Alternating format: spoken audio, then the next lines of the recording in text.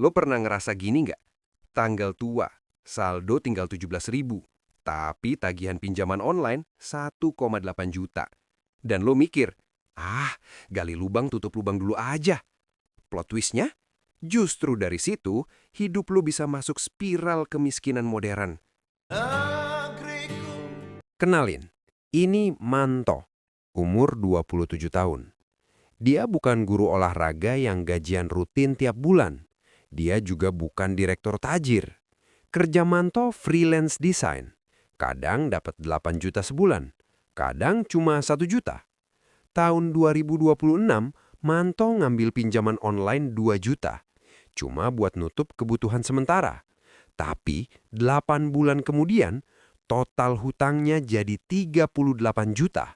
Dan yang lebih parah, Manto nggak ngerti kenapa itu bisa terjadi. Awal mula hutang yang terlihat aman. Manto bukan orang boros.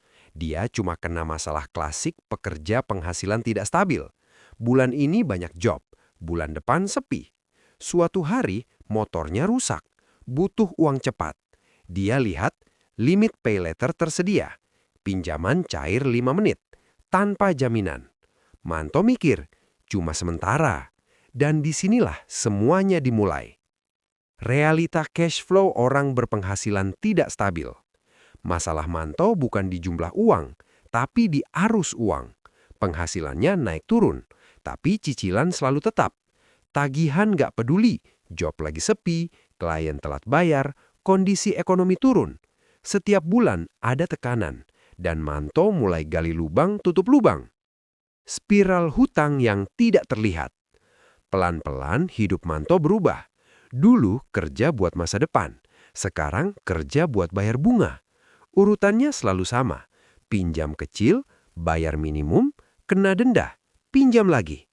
Tanpa sadar, 80% penghasilannya habis buat masa lalu, bukan buat hidup. Aslinya bukan uang. Masalah Manto bukan kekurangan uang. Masalahnya adalah kebiasaan baru. Sekarang setiap kekurangan uang, refleksnya satu, pinjam. Bukan menahan, bukan menabung, bukan mengatur, tapi pinjam. Dan kebiasaan ini lebih berbahaya dari hutangnya sendiri. Dampak jangka panjang. 2 tahun kemudian, Manto nggak punya tabungan, nggak punya investasi, nggak punya dana darurat, selalu stres soal uang. Padahal penghasilannya kadang besar, tapi semua bocor ke bunga dan cicilan. Manto kerja keras, tapi nggak pernah maju. Pelajaran dari kisah Manto.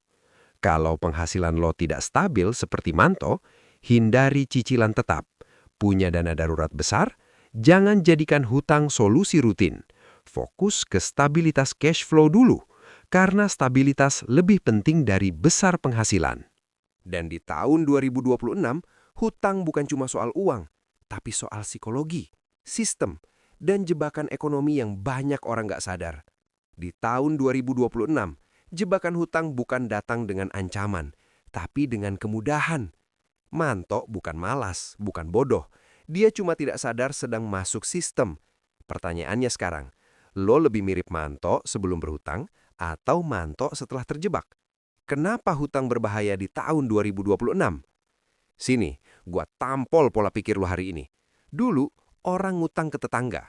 Sekarang, ngutang tinggal klik. Pay letter, pinjaman online, cicilan instan, kredit digital tanpa jaminan. Semua pakai algoritma. Dan sistem ini didesain bukan buat nolong lo, tapi buat bikin lo terus berhutang. Kenapa? Karena bisnis mereka hidup dari bunga, denda, dan keterlambatan lo. Ini namanya debt trap economy, ekonomi jebakan hutang. Dan yang paling rentan kena, orang dengan penghasilan tidak stabil. Dan tahu nggak lo, tahun 2026 ini semuanya sudah terasa sulit, cari uang sulit, ekonomi lagi limbung marah, daya beli turun, pasar sepi. Hampir semua roda yang menopang ekonomi negeri ini perputarannya lesu. Syukur-syukur kita belum makan batu. Jadi, kalau di kondisi seperti lo nekat ngutang, berarti lo sedang gali kuburan ekonomi lo sendiri. Coba dulu hidup prihatin tanpa ngutang, bos. Kalau lo freelancer, ojol, pedagang, atau kerja proyekan, penghasilan lo punya 3 ciri. Tidak pasti, tidak konsisten, dan tidak bisa diprediksi. Tapi cicilan tetap, fix, nggak peduli kondisi lo. Ini mismatch finansial, penghasilan fleksibel, tagihan kaku. Dan di ekonomi mikro, ini disebut cash flow risk, risiko arus kas. Bukan karena lo miskin, tapi karena timing uang lo salah. Hutang itu kadang masalah psikologi, bukan cuma uang. Yang jarang dibahas, hutang itu main di otak. Ketika lo berhutang, otak lo stres, hormon kortisol naik, kemampuan ambil keputusan turun, lo jadi impulsif. Makanya, orang berhutang malah makin boros. Ini disebut scarcity mindset, mentalitas kekurangan. Otak lo masuk mode survival, bukan mode berpikir rasional. Makanya banyak orang gali lubang tutup lubang. Ambil pinjaman baru buat bayar lama, makin dalam tenggelam. Spiral hutang itu biasanya begini. Step 1, ngutang kecil, cuma sementara. Step 2, ada biaya tak terduga. Step 3, ambil pinjaman baru. Step 4, bayar bunga bukan pokok. Step 5, hutang numpuk. Dan tanpa sadar, lo kerja cuma buat bayar masa lalu, bukan buat masa depan. Ini yang disebut financial slavery modern. Yang bikin orang miskin bukan hutangnya, tapi ketergantungan pada hutang. Karena begitu otak lo terbiasa, kalau kurang tinggal pinjam. Lo kehilangan kemampuan menahan diri, merencanakan uang, mengatur risiko. Dan ini permanen coy. Bahkan kalau penghasilan lo naik pun, lo tetap akan hidup dari hutang. Hutang untuk orang berpenghasilan tidak stabil bisa bikin nggak punya dana darurat, nggak bisa investasi, nggak punya tabungan pensiun, hidup paycheck to paycheck seumur hidup. Di level makro, ini bikin kelas menengah susah naik. Orang kerja keras, tapi aset nol, karena semua dimakan bunga. Di tahun 2026, akses hutang makin mudah, tapi keluar dari hutang makin sulit. Kalau penghasilan lo belum stabil, hutang bukan solusi. Hutang adalah pengganda masalah. Ingat, orang miskin kerja untuk bayar hutang. Orang bebas pakai uang untuk beli waktu. Pilihan ada di lo. Gue cabut dulu. Cula-cula.